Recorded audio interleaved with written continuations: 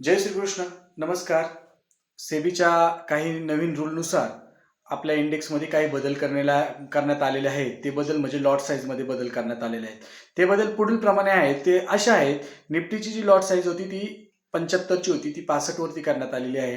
Bank निफ्टीची 35ची होती, ती 30ची करण्यात आली आहे. मिड कॅप निफ्टीची 140ची होती, ती 120ची करण्यात आलेली आहे. आणि अजून एक नवीन जो बदल झालेला आहे, जे HDFC बँक आणि ICICI बँकचं जे बँक निफ्टीमध्ये वेटेज होतं, ते जवळपास 58% होतं.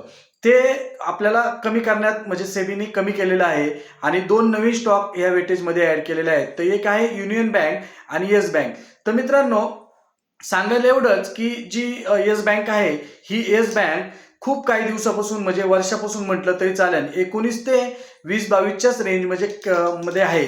आणि सांगायचं एवढंच की हा गोल्डन चान्स असू शकतो. तिचं वेटेज आज बँक निफ्टी म्हणजे इंडेक्समध्ये आलेलं आहे आणि हिच्यामधली इन्व्हेस्टमेंट ही भविष्यातली गोल्डन इन्व्हेस्टमेंट ठरू शकते. तो सर्वांना धन्यवाद. आपल्या व्हिडिओच्या बायोमध्ये डिस्क्रिप्शनमध्ये 5 पैसा ब्रोकर ॲपची लिंक आहे.